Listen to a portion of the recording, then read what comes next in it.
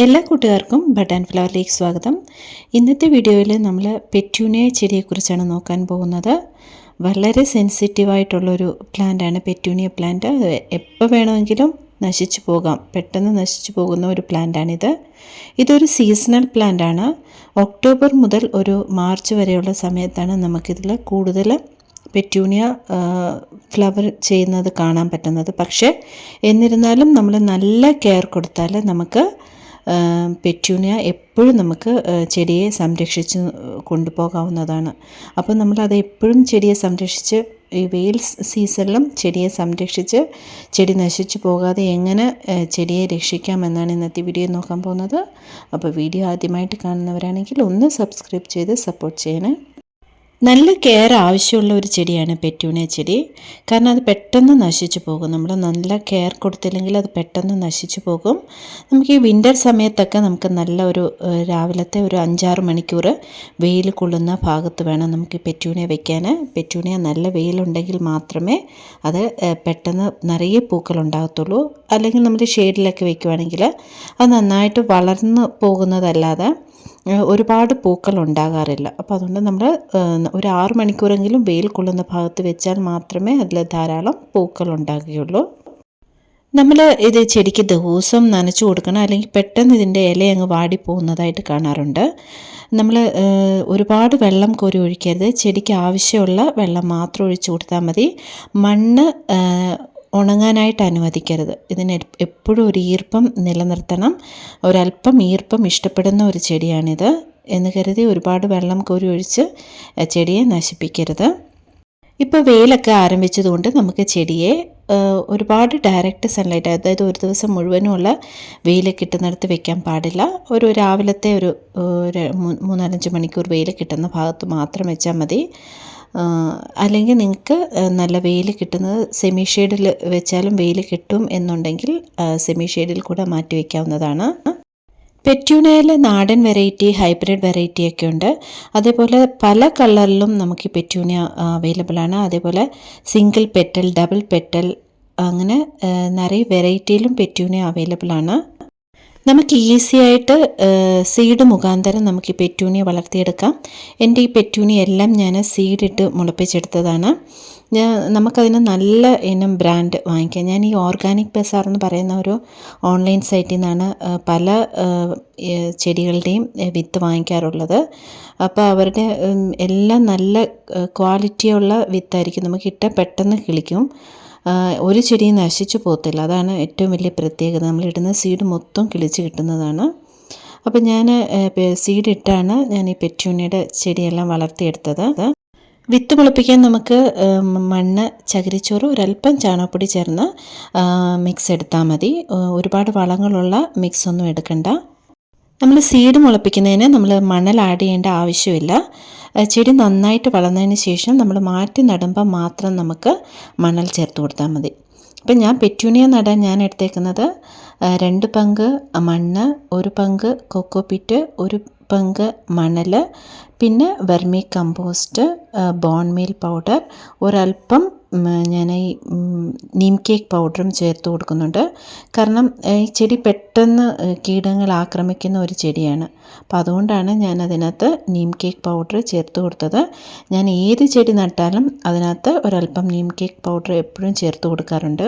Cocopeat ചേർത്ത് കൊടുക്കുന്നത് ഈ ചെടിക്ക് ഒരല്പം ഈർപ്പം ഇഷ്ടമുള്ളതുകൊണ്ട്, കൊക്കോപീറ്റ് ആകുമ്പോൾ ഒരല്പം ഈർപ്പം നിലനിർത്താൻ കഴിവുള്ളത് കൊണ്ടാണ് കൊക്കോപീറ്റ് ചേർത്ത് കൊടുക്കുന്നത്. നമ്മൾ മണ്ണിൽ ചേർത്ത് കൊടുക്കുന്നത് എന്തിനാണെന്ന് വെച്ചാൽ വെള്ളം നന്നായിട്ട് വാർന്നു പോകാൻ വേണ്ടിയാണ്. അപ്പോൾ മണ്ണ് കട്ടിയാകാതിരിക്കാൻ വേണ്ടിയാണ് മണ്ണിൽ ചേർത്ത് കൊടുക്കുന്നത്. നല്ല വെള്ളം വാർന്നു പോകുന്ന ഒരു പോട്ടിംഗ് മിക്സ് വേണം നമ്മൾ പെറ്റൂണിയ ചെടിക്ക് സെലക്ട് ചെയ്യാൻ. ഇത് ഞാൻ ടെറസിലായിരുന്നു വെച്ചിരുന്നത് ഇത്ര ദിവസം. ഇപ്പോൾ വെയിൽ കൂടുതലായതുകൊണ്ടാണ് ഞാനിപ്പോൾ ഇതിനെ ബാൽക്കണിയിലോട്ട് മാറ്റി വെച്ചേക്കുന്നത്. ഇപ്പോൾ ഇത് രാവിലത്തെ ഒരു 3-4 മണിക്കൂർ വെയിൽ കിട്ടുന്ന ഭാഗത്താണ് വെച്ചേക്കുന്നത്. കാരണം ടെറസിൽ വെക്കുമ്പോൾ ഒരു ദിവസം മുഴുവനുമുള്ള വെയിൽ കൊണ്ട് ചെടി പെട്ടെന്ന് വാടിപ്പോകുന്നത് കാണുന്നുണ്ട്. അപ്പോൾ അതുകൊണ്ടാണ് ഞാനിപ്പോൾ ഇതൊന്ന് മാറ്റി വെച്ചത്. നമുക്ക് ഹൈബ്രിഡ് പെറ്റൂണിയാണ് വളർത്താൻ നല്ലത്. കാരണം നല്ല ബുഷിയായിട്ടും വളരും, അതേപോലെ പൂക്കളും ധാരാളം ഉണ്ടാകും. നാടൻ പെറ്റൂണിയാണെങ്കിൽ ഒരുപാട് ഹൈറ്റിൽ പോയിട്ടാണ് പൂക്കൾ ഉണ്ടാകുന്നത്. അത് അധികം അങ്ങോട്ട് ബുഷിയായിട്ടും കാണപ്പെടാറില്ല. ഇതാകുമ്പോൾ നമുക്ക് നല്ല ബുഷിയായിട്ടും കിട്ടും, നിറയെ പൂക്കളും ഉണ്ടാകും. അതേപോലെ നമുക്ക് ഹാങ്ങിങ് ഒക്കെ ആയിട്ട് വീടിൻ്റെ മുറ്റത്തൊക്കെ തൂക്കിയിടാൻ പറ്റിയ ഒരു ഹാങ്ങിങ് ആണ് ഈ ഹൈബ്രിഡ് പെറ്റൂണിയ. അതേപോലെ നമുക്കിതിൽ നല്ല രീതിയിൽ വളം കൊടുത്താൽ മാത്രമേ ധാരാളം പൂക്കൾ ഉണ്ടാകത്തുള്ളൂ. നമ്മൾ അതിൻ്റെ ഓരോരോ വളർച്ചയ്ക്കും ഇതിന് വളങ്ങൾ കൊടുത്തുകൊണ്ടേയിരിക്കണം. ലിക്വിഡ് ടൈപ്പ് വളങ്ങളാണ് നമ്മൾ ഇതിന് കൂടുതലായിട്ടും കൊടുക്കാറുള്ളത്.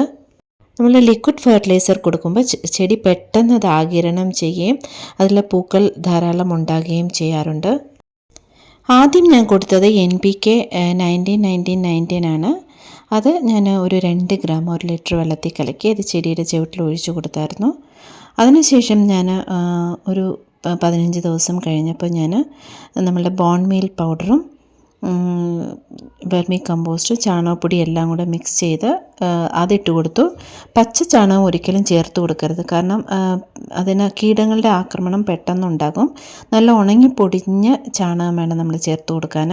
അതിനുശേഷം പൂവിടുന്ന സമയത്ത് ഞാൻ NPK 13-27-27 ചേർത്ത് കൊടുത്തത്. പിന്നെ നമുക്ക് ചെടിയിൽ ഇതേപോലെ പൂക്കൾ ഉണ്ടായതിന് ശേഷം ആ ഭാഗം അങ്ങ് നുള്ളിക്കളയണം, അല്ലെങ്കിൽ നമ്മൾ സിസർ വെച്ച് കട്ട് ചെയ്ത് കളഞ്ഞാലും മതി. അപ്പോഴേ ചെടിയിൽ കൂടുതൽ ബ്രാഞ്ചസ് ഉണ്ടായിട്ട് കൂടുതൽ പൂക്കൾ ഉണ്ടാകത്തുള്ളൂ.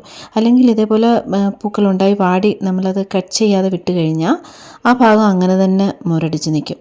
അതിൽ കൂടുതൽ ബ്രാഞ്ച് ഉണ്ടാകുകയോ കൂടുതൽ പൂക്കൾ ഉണ്ടാകുകയോ ചെയ്യില്ല. അപ്പോൾ ഉണ്ടായ പൂക്കളെ നമ്മൾ ഇതേപോലെ കട്ട് ചെയ്ത് കളയണം.